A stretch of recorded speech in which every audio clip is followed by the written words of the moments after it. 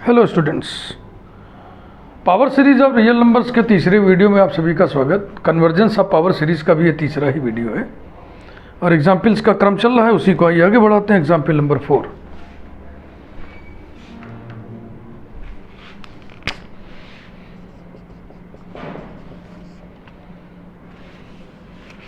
Examine the convergence of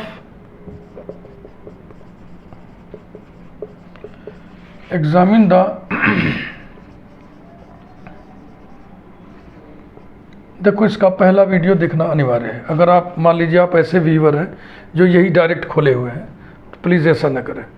इस playlist का पहला वीडियो देख करके तब आप देखिए। पहला देख करके दूसरा देखिए, पहला देख करके तीसरा देखिए, पहला देख करके चौथा देखिए, पहला देख करके पांचवा देखिए। ऐसे करिएगा कि पहले में हम सारी बातें बताए हुए हैं, फाउंडेशन डाले हुए हैं, उसके बाद फिर सब चल रहा है। Example, examine the convergence of the positive terms power series, positive terms power series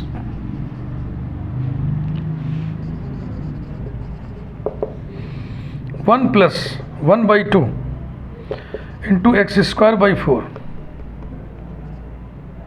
plus 1.3.5 upon 2.4.6 into x to the power 4 upon 8 plus 1.3.5.7.9 upon 2.4.6.8.10 into x to the power 6 upon 12 plus so on up to infinity ad infinitum। तो सबसे पहले देखो बेटा, series को देखा जाता है ध्यान से और पैटर्न को पकड़ने की कोशिश की जाती है। सारे टर्म्स एक ही पैटर्न में होंगे। पैटर्न में क्यों होंगे? क्योंकि आपको nth टर्म चाहिए। किसी भी एक्सपेंशन का, किसी भी सीरीज का nवां पद आप तभी लिख पाओगे जब शुरू से सारे पद एक ही रिदम में हो, एक ही लय में लिखे हो, एक ही पैटर्न में लिखे हो। अगर पैटर्न में नहीं है तो आप nवां कैसे लिख लोगे? तो अब इसको पकड़ने का तरीका है कि पहला देखो, दूसरा देखो, तीसरा देखो ना, उल्टा चला करो। इसको देखो, फिर इसको देखो, फिर इसको देखो, फिर इसको। जैसे देखो सभी में एक एक फैक्टर ऐसा है, ऐसा देखो ध्यान से, ये इसमें नहीं है। ओके, फिर इसके बगल में देखो, ये एक फ्रैक्शन है। एक ऐसा फ्रैक्शन है जिसमें तमाम सारे फैक्टर्स ऊपर है और तमाम सारे फैक्टर्स नीचे हैं। यहाँ देखो, इसके बगल में एक ऐसा फ्रैक्शन है जिसमें ढेर सारे फैक्टर्स ऊपर हैं, ढेर सारे फैक्टर्स नीचे हैं। तो ऐसे फ्रैक्शन को ही मैं फ्रैक्शन ऑफ फैक्टर्स बोलता हूँ। ये मैं बोलता हूँ, ये मेरे आपके बीच की बात है। आप कहीं लिखिएगा मत, रिटर्न एग्जाम कॉपी में फ्रैक्शन ऑफ फैक्टर्स ऐसे नहीं लिखिएगा। ये बस आपको समझाने के लिए हमने एक शब्दावली गढ़ी है अपने मन से। अब इस fraction of factors, fraction of factors, fraction of factors में फैक्टर्स की संख्या पे रिदम है क्या? 1 2 3 4 5, 5 फैक्टर ऊपर है और 1 2 3 4 5 फैक्टर्स नीचे हैं। इसके जस्ट बाईं तरफ वाले में 3 फैक्टर ऊपर है, 3 फैक्टर नीचे हैं। यानी कि इसके प्रीवियस वाले टर्म में ऊपर 2 फैक्टर्स कम हो गए हैं, नीचे भी 2 फैक्टर्स कम हो गए हैं। तो फिर इसकी बाईं तरफ ऊपर 2 फैक्टर कम करो, नीचे भी 2 फैक्टर कम करो, तो 1 फैक्टर ऊपर और 1 फैक्टर नीचे होना चाहिए। देखो, 1 फैक्टर ऊपर भी है, 1 फैक्टर नीचे भी है। अब इसमें से 2 कम कैसे करोगे? अब 1 फैक्टर में से 2 नहीं ना कम होगा, ना तो निगेटिव हो जाएगा, -2 फैक्टर या -1 फैक्टर हो जाएगा ना। 1 में से 2 क्या माइनस, तो -1 गिनती वाली संख्या तो है नहीं। इसका मतलब इसके रिदम को ये बिगाड़ रहा है, तो इस बदतमीज को हम हटाएंगे, इसे हम ओमिट कर देंगे। ये ओमिट कर दिया। ओमिट करने के बाद जो सीरीज बचेगी, अब वो रिदम में है, उसको हम सिग्मा UN से डिनोट करेंगे। जो नेचर सिग्मा UN का आएगा वही नेचर इस सीरीज का भी होगा, क्योंकि हम जानते हैं कि किसी भी इनफाइनाइट सीरीज से फाइनाइट नंबर ऑफ टर्म्स को हम ओमिट कर दें तो उसके नेचर पे कोई असर नहीं पड़ता है। समझ गया ना? तो चलो लिखो, omitting first term, omitting first term, we have sigma UN is equal to 1/2। थोड़ा हम 2 कलर से लिखेंगे, अच्छा लगेगा आपको। Into x² / 4 plus 1.3.5 upon 2.4.6 into x to the power 4/8 plus 1.3.5.7.9 upon 2.4.6.8.10 into x to the power 6/12 plus so on ad infinitum माने अनंत तक। ये अच्छा लग रहा है ना। तो un क्या होगा, un क्या होगा, क्योंकि सारे टर्म्स एक ही रिदम में है, एक ही पैटर्न में है, एक ही लय में है, इसलिए हम nवां पद nth टर्म लिख सकेंगे। आइए लिखें। देखो ये कुछ खास एग्जाम्पल हमने उठाया है। प्रायः क्या होता है, जैसे पहले में एक फैक्टर ऊपर नीचे है, एक एक फैक्टर, दूसरे में दो दो फैक्टर, तीसरे में तीन तीन फैक्टर, तो nवें में n फैक्टर। लेकिन इसमें ऐसा नहीं है। इसमें पहले में एक फैक्टर ऊपर है, ऊपर नीचे एक एक फैक्टर है, फिर तीन तीन फैक्टर है, फिर पांच पांच फैक्टर है। यानी फैक्टर्स की संख्या में भी एक सीक्वेंस बन रहा है। पहले टर्म में ऊपर नीचे एक एक फैक्टर है, दूसरे टर्म में ऊपर नीचे तीन तीन फैक्टर्स हैं, तीसरे टर्म में ऊपर नीचे पांच पांच फैक्टर्स हैं, फिर आगे क्या होगा, सात सात फैक्टर्स आएंगे, ऐसे आएंगे। ये फैक्टर्स की संख्या है, नंबर ऑफ फैक्टर्स। ध्यान रखिएगा, बहुत बड़ी एग्जांपल हमने उठा रखा है, नंबर ऑफ फैक्टर्स। फिर से एक बार रिपीट कर रहा हूँ। अगर ऐसा होता कि पहले टर्म में एक फैक्टर ऊपर है, उतने नीचे, दूसरे में दो फैक्टर, तीसरे में तीन फैक्टर, चौथे में चार फैक्टर, तो nवें में n फैक्टर। लेकिन इसमें ऐसा तो नहीं है। इसमें पहले में एक फैक्टर है, दूसरे में तीन फैक्टर है, तीसरे में पांच फैक्टर है। यानी कि हर टर्म में ऊपर नीचे फैक्टर्स की संख्या में एक सीक्वेंस बन रहा है। तो ये सीक्वेंस का nth टर्म क्या होगा, इस सीक्वेंस का nth टर्म होगा 1 + 2n - 1 into common difference 2 is equal to 2n - 2 + 1 - 1। यानी फैक्टर की संख्या, number of factors in numerator and denominator each in un बराबर होगा 2n - 1। ध्यान से मेरी बात सुन रहे हैं ना। यानी 2n - 1 फैक्टर्स ऊपर लिखना है और 2n - 1 फैक्टर्स नीचे लिखना है। तो आइए लिखें 2n - 1 फैक्टर्स। पहला फैक्टर 1 डॉट, दूसरा फैक्टर 3 डॉट, तीसरा फैक्टर 5 डॉट। तो 2n - 1वां फैक्टर क्या होगा, अगर पहला 1 है, दूसरा 3 है, तीसरा 5 है, तो 2n - 1वां क्या होगा। तो फिर सीक्वेंस बन रहा है। फिर हम लिखेंगे 1 3 5 7। इसका हमको कौन सा चाहिए, इसका हमको चाहिए 2n - 1वां। तो इस सीक्वेंस का, इस अरिथमेटिक प्रोग्रेशन का 2n - 1वां टर्म क्या होगा, फर्स्ट टर्म प्लस जौनवां टर्म चाहिए। यानी 2n - 1वां चाहिए तो 2n - 1 लिखिए और फिर -1। अगर यहाँ n होता है तो यहाँ n - 1 लिखते हो आप। यहाँ 2n - 1 है तो यहाँ लिखोगे 2n - 1 into common difference 2 is equal to 1 + 2n - 2 into 2 is equal to 4n - 4 + 1 - 3। तो ये लास्ट में लिखाएगा 4n - 3। ये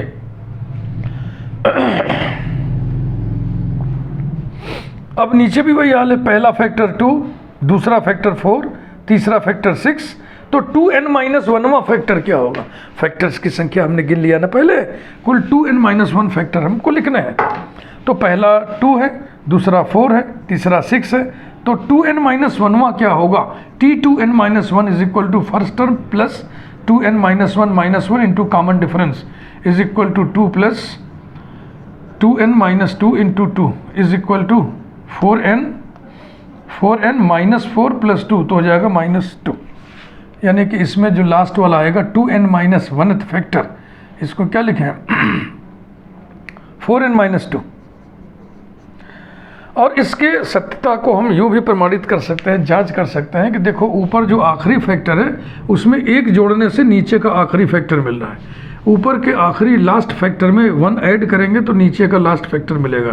तो इस ऊपर के लास्ट फैक्टर में +1 करो तो देखो ये मिलेगा कि नहीं मिलेगा। क्लियर।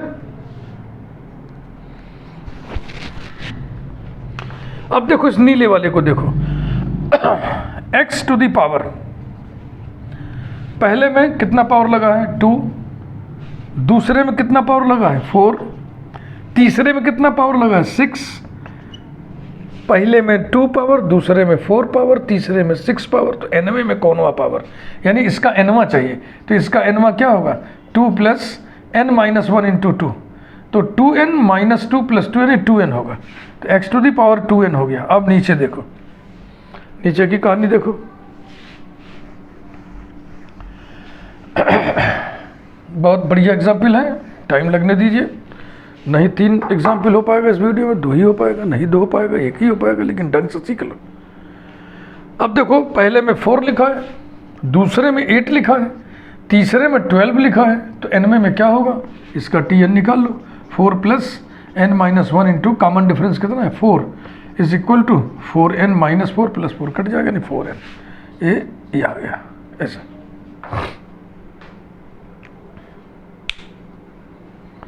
ये यूं भी इसका सत्यापन हो जा रहा है कि नीचे के लास्ट फैक्टर में 2 जोड़ने से यहाँ वाला आ रहा है। देखो 6 में 2 जोड़ेंगे 8, 10 में 2 जोड़ेंगे 12, इसमें 2 जोड़ोगे तो 4n आएगा। हो गया भैया। अब इसके आगे बढ़िए, वहाँ भी बहुत मज़ेदार स्थिति दृश्य है आपके सामने आएगा।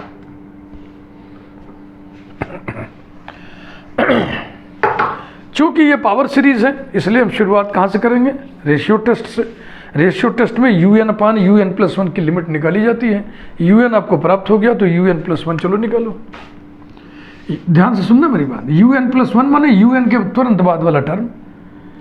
तो किसी भी टर्म के तुरंत बाद वाले टर्म में क्या घटना घट रही है, 2 फैक्टर ऊपर बढ़ जा रहा है, 2 फैक्टर नीचे बढ़ जा रहा है, x पे पावर 2 बढ़ जा रहा है, और इसका हिसाब किताब भी बढ़ जा रहा है, हम निकाल लेंगे जो भी होगा, ठीक है ना। इस टर्म की, इसको तो नेग्लेक्ट ही कर दियो, इस टर्म में 1 फैक्टर है तो इसके जस्ट बाद वाले में 2 फैक्टर बढ़ गया, अब 3 फैक्टर हो गए। इसके जस्ट बाद वाले 2 फैक्टर फिर बढ़ गया, तो इसके जस्ट बाद वाले में ऊपर 2 फैक्टर बढ़ाओ, नीचे भी 2 फैक्टर बढ़ाओ, चलो बढ़ाओ। 1.3.5. so on डॉट कहाँ तक आए थे हम 4n माइनस 3। अब इसके आगे 2 फैक्टर लिखना बेटा, तो 2 फैक्टर कैसे बढ़ाओगे, देख लो, पैटर्न देख लो, कॉमन डिफरेंस देख लो। क्या है कॉमन डिफरेंस, देखो 1 3 5 2 2 का अंतर है ना, 2 2 2 2 2, तो इसके बाद वाला लिखना होगा तो क्या करोगे, इसमें 2 जोड़ोगे, इसमें प्लस 2 करो तो कितना आएगा, ये आएगा 4n माइनस 1, फिर इसमें प्लस 2 करो तो कितना आएगा 4n प्लस 1, ये 2 फैक्टर बढ़ गए, शाबाश। अब नीचे लिखिए 2.4.6 dot so on dot 4n minus 2। अब इसमें 2 फैक्टर बढ़ाना है, तो नीचे भी कॉमन डिफरेंस 2 ही दिख रहा है ना, 2 में 2 जोड़ेंगे तो 4 आ गया, 4 में 2 जोड़ेंगे 6 आ गया। तो इसके आगे वाला कैसे आएगा, इसमें 2 जोड़ने से, इसमें 2 जोड़ोगे तो हो जाएगा 4n, और फिर इसमें 2 जोड़ोगे तो हो जाएगा 4n प्लस 2।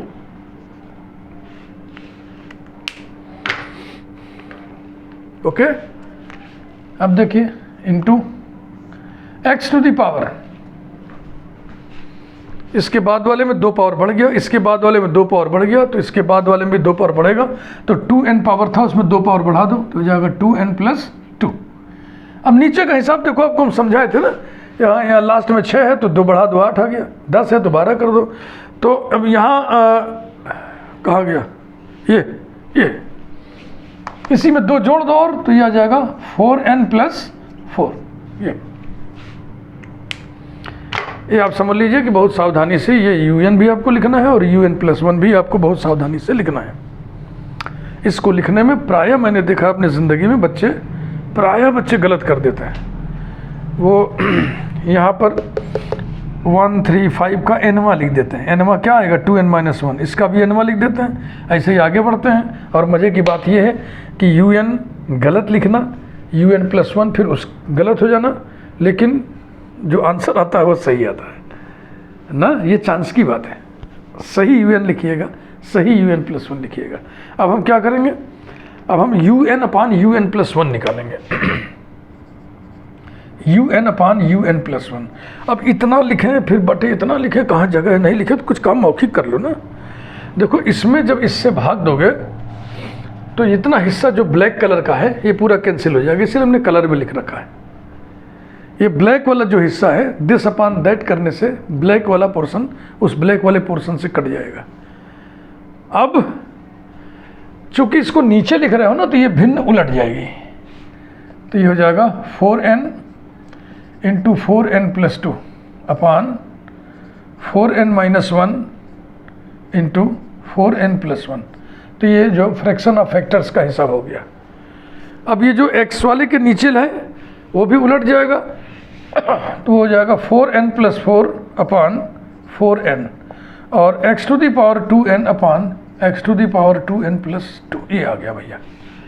तो 4n कैंसिल हो गया और मल्टीप्लाई करिए 16n² ना, 16n², फिर कितना जाएगा 4 चौके 16, 2 चौके 8, 16 8 24 ना, प्लस 24n और plus 8 upon 16n² - 1 into 1 upon x²। अब हम इसकी लिमिट लेंगे। Limit n tends to infinity un upon un+1 is equal to limit n tends to infinity 16n² plus 24n plus 8 upon 16n² - 1 और into 1 upon x²। तो infinity upon infinity form है, पिछले video में आपको सिखाए थे हम। इसकी लिमिट कितनी आती है, हाईएस्ट डिग्री टर्म का coefficient upon highest degree term का कोफिशिएंट, तो लिमिट आएगा 16 upon 16 into 1 upon x² equal to 1 upon x²। चूंकि ये पॉजिटिव टर्म्स पावर सीरीज है इसलिए x² अगर 1 से कम है तो x भी 1 से कम होगा। x की निगेटिव वैल्यू हमको नहीं लेनी है। Therefore, by ratio test, sigma un is convergent और डाइवर्जेंट। x पर ही आंसर लिखते हैं, x² पर नहीं लिखिएगा। Divergent according as x less than 1 और x ग्रेटर देन 1। जब x 1 से कम होगा, जब x 1 से कम होगा तो x² भी 1 से कम होगा। x² अगर 1 से कम है तो 1 अपॉन x² 1 से ज़्यादा होगा, तो 1 अपॉन x² 1 से ज़्यादा होगा माना ये लिमिट 1 से बड़ी होगी, तो 1 से बड़ी लिमिट पे कन्वर्जेंट होती है। तो ये हो गया when x equal to 1 when x equal to 1 limit n tends to infinity un upon un+1 इसकी वैल्यू 1 आ जाएगी ना, जब x बराबर 1 रखोगे तो रेशियो टेस्ट फेल कर जाएगा एंड रेशियो टेस्ट फेल्स। अब यहाँ पे प्रश्न उठता है कि इस केस में x इक्वल टू 1 वाले केस में un कैसा होगा। अब हम un मिटा दिए लेकिन कोई बात नहीं है। un अपॉन un+1, तो un लिखना है ना, तो ये जो दो फैक्टर बढ़ाए थे लाल वाला ना लिखो, तो un बराबर हो जाएगा 1.3.5 सो ऑन, लास्ट में .4n-3 अपॉन नीचे हो जाएगा 2.4.6 सो ऑन .4n-2 और x की जगह 1 रख दिए हो तो यही बचेगा, which is a fraction of factors. तो अब समझ में आया फ्रैक्शन ऑफ फैक्टर्स हम किसको कह रहे हैं। ध्यान रखना फ्रैक्शन ऑफ फैक्टर्स ये कोई स्टैंडर्ड टर्मिनोलॉजी नहीं है, एग्जाम की कॉपी में ये नहीं लिखिएगा, ये हमारे आपके बीच में है। आपको बात को बेहतर समझाने के लिए ये टर्मिनोलॉजी हमने गढ़ी है, हमने खुद बनाई है, which is fraction of factors.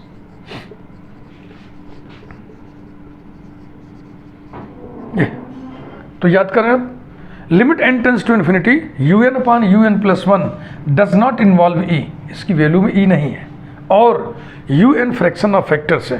तो ये लक्षण हमने वीडियो नंबर 1 में आपको लिखवाया था कि किसका लक्षण है, राबीज टेस्ट का। तो हम राबीज टेस्ट निकाल लेंगे, लगाएंगे।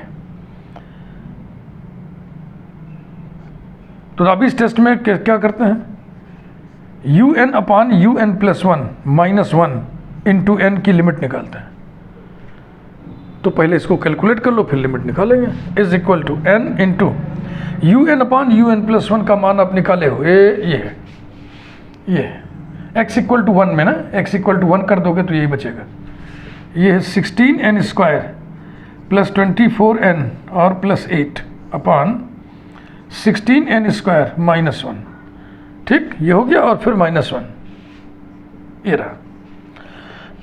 इक्वल्स टू n ब्रैकेट में, ये इधर आएगा ना 16n स्क्वायर, कैंसिल हो जाएगा तो बचेगा 24n, और बताइए क्या बचेगा। देखो यहाँ आएगा ना तो ये माइनस हो गया, ये प्लस हो गया, +9 अपॉन 16n स्क्वायर -1, तो कुल मिला के आपको मिल गया 24n square plus 9n upon 16n square -1। अब लिमिट निकालिए, limit n tends to infinity n into un upon un plus 1 -1 is equal to limit n tends to infinity ये 24n square plus 9n upon 16n square -1, वही infinity upon infinity for हमारी limit है, highest degree term का coefficient upon highest degree term का coefficient, तो ये कितना आएगा, ये आएगा 24 अपॉन 16, जो कि 1 से बड़ी संख्या है। चूँकि लिमिट 1 से बड़ी है इसलिए राबीज टेस्ट क्या कहता है, सीरीज कन्वर्जेंट होगा x इक्वल टू 1 के लिए।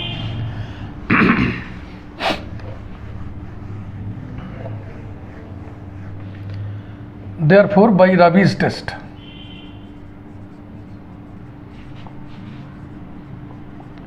sigma un is convergent for x equal to 1. Finally, we conclude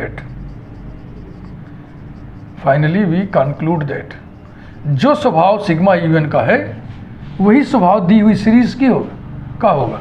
We conclude that the given power series या जो भी लिख ले, given power series is convergent or divergent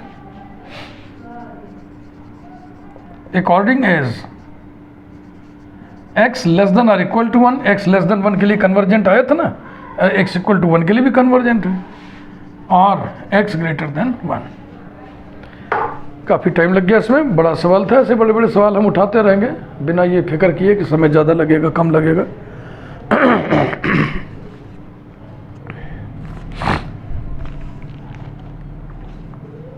next example 5 देखिए।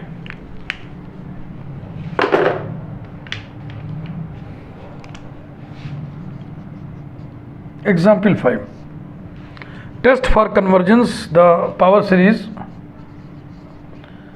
test for convergence the power series 1 plus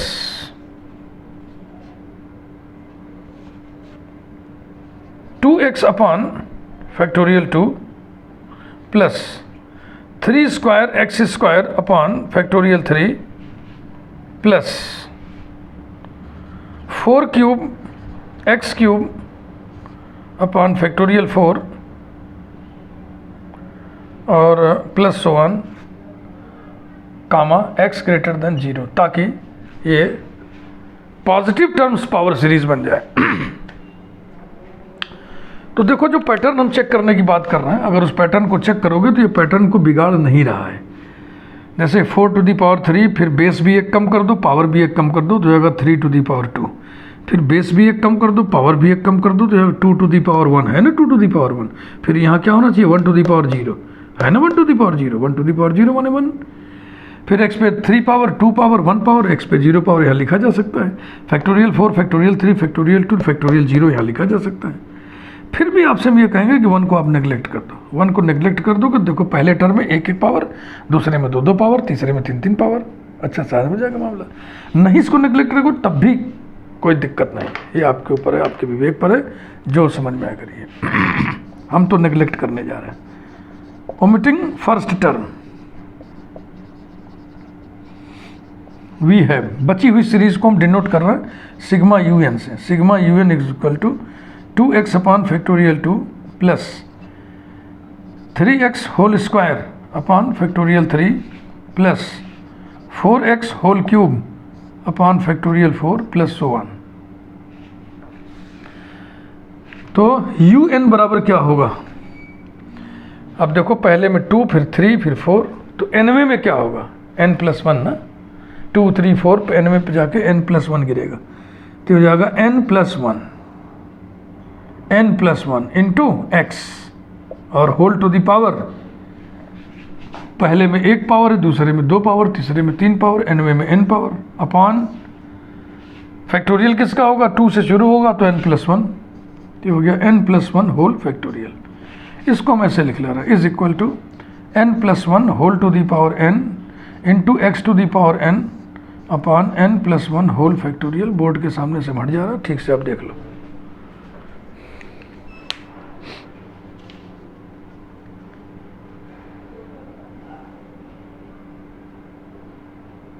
okay अब u n plus one लिखो।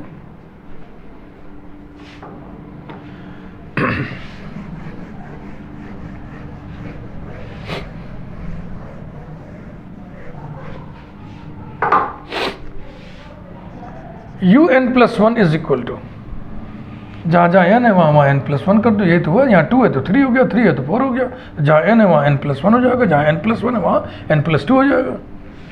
तो ये हो गया n plus two whole to the power n plus one, ये देखो n plus two whole to the power n plus one, x to the power n plus one upon n plus two whole factorial. अब ratio निकालिए, u n upon u n plus one is equal to n plus one whole to the power n, पहले उसको लिख रहा है ना, upon n plus one whole factorial, यही है ना, एक्स वाला रो कर लिए, फिर ये उल्टा हो गया लिखाएगा n plus two whole factorial upon n plus two whole to the power n plus one और x to the power n upon x to the power n plus one is equal to n plus one whole to the power n. ये इसको काटेगा तो यहाँ पे क्या छोड़ेगा, N plus to छोड़ेगा और नीचे आ गया n plus two whole to the power n plus one, one upon x, फिर एक पावर इसका ये कैंसिल हो जाएगा, तो n plus one upon n plus two whole to the power n into one upon x, ये बचा। इसको हम लिख दें one upon n plus two upon n plus one whole to the power n और इंटू वन अपॉन एक्स। जरा ध्यान से देखो,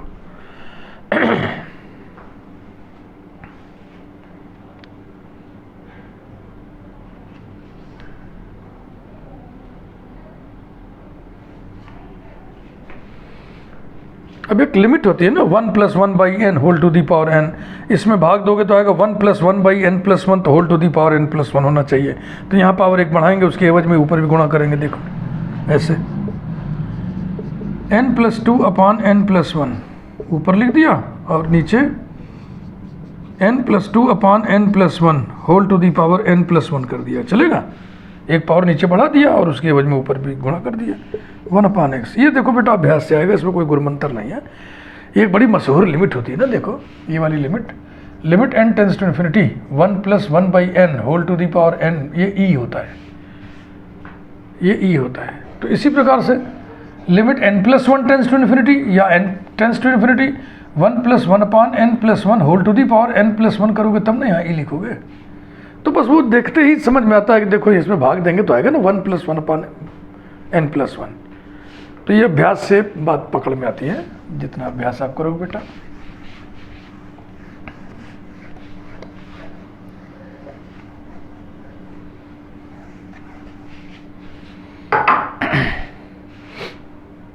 implies that un upon un plus 1 is equal to, dividing line ऊपर 1 plus one by n plus one, नीचे 1 plus one by n plus one whole to the power n plus one और 1 upon x.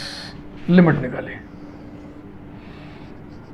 Limit n tends to infinity u n upon u n plus one is equal to limit n tends to infinity 1 plus one by n plus one, 1 plus one by n plus one whole to the power n plus one, 1 upon x equals to, ऊपर आ गया 1 plus zero और नीचे आ गया ई और 1 upon x, कुल मिला आ गया 1 अपॉन ई डॉट एक्स।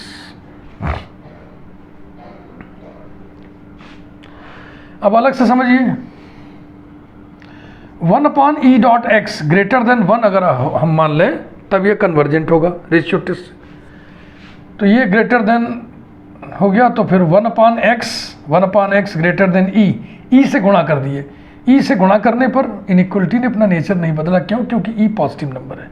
अब फिर इसका रेसिप्रोकल कर लो तो जाएगा x less than 1/e। x अगर 1/e से कम है तो लिमिट 1 से ज़्यादा आएगी।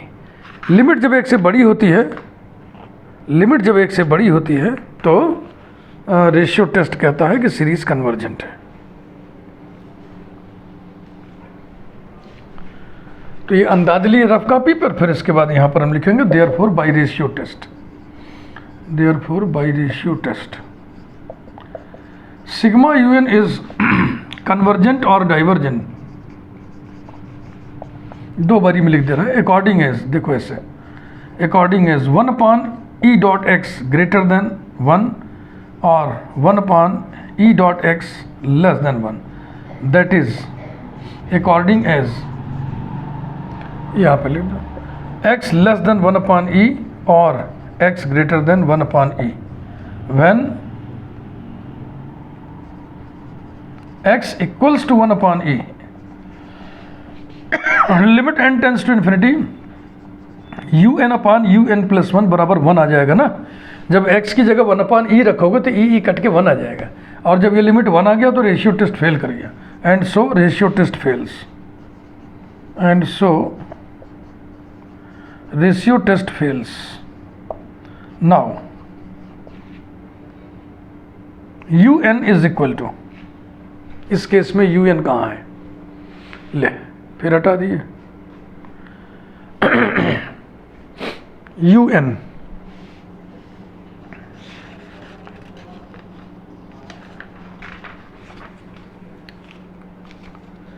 un बराबर कितना था?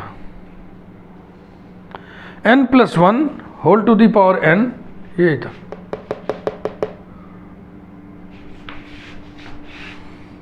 n+1 whole to the power n upon n+1 whole to the power n upon n+1 whole factorial, upon n+1 whole factorial, है ना। और था, तो इसमें हम un क्यों लिखें? इसमें हम un क्यों लिखें? इसकी ज़रूरत ही नहीं है। क्यों नहीं ज़रूरत है?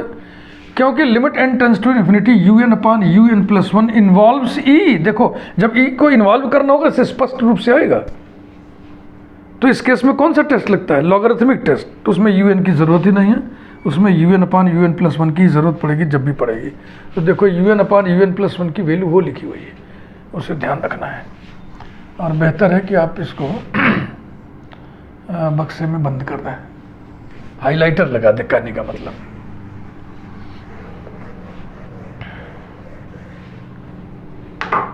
Since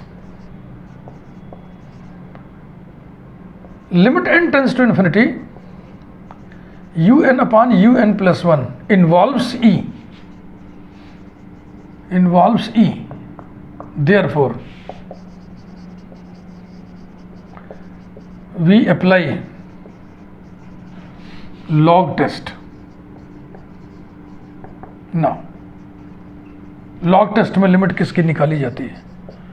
limit n tends to infinity n log ratio un/un+1 is equal to limit n tends to infinity n log ratio. ये रेशियो का मान लिखा हुआ है, ध्यान से लिखिए। 1+1/n और नीचे 1+n नहीं भैया, n+1 है। 1/n+1 whole to the power n+1। x की जगह आपको क्या रखना है? कौन सा केस लेके चल रहे हैं आप? x की जगह 1/e, तो x की जगह 1/e, तो 1/x की जगह e, तो ये हो जाएगा *e।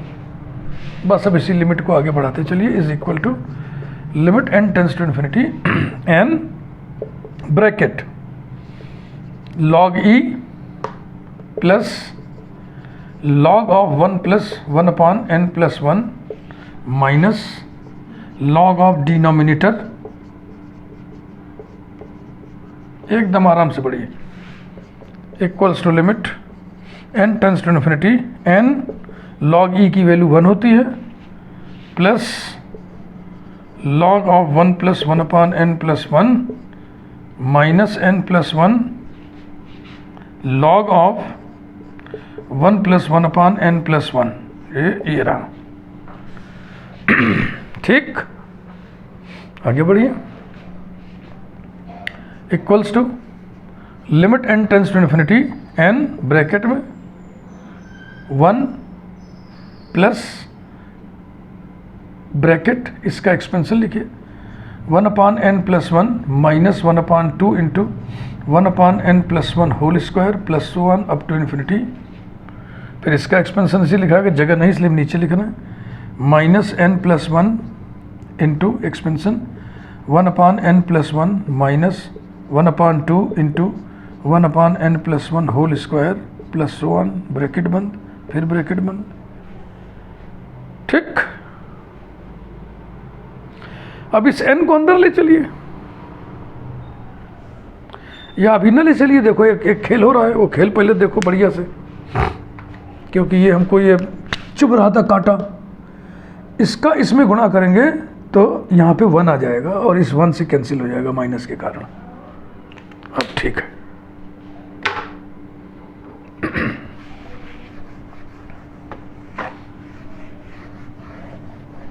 आज के दोनों एग्जाम्पल बहुत ही बेहतरीन उठाए गए। implies that limit n tends to infinity n log ratio is equal to, नीचे लिख रहा हूं क्योंकि वहां जगह है नहीं, क्या फायदा लिखने से। Limit n tends to infinity bracket, इस n का मल्टीप्लीकेशन पहले इस सब में करते चलिए, n upon n plus 1 n upon n plus 1 minus 1 upon 2 n upon n plus 1 whole square plus 1, एक ब्रैकेट तो इसके लिए फिट करिए। फिर इस n का मल्टीप्लिकेशन इसमें भी होना, ध्यान रखना। चलो करा जाए। जब इसका मल्टीप्लिकेशन इसमें करोगे तो एक पावर यहाँ कटेगा और ऊपर n आ जाएगा, तो हो जाएगा minus into minus plus plus n upon n plus 1 plus bracket में n अपॉन n प्लस 1।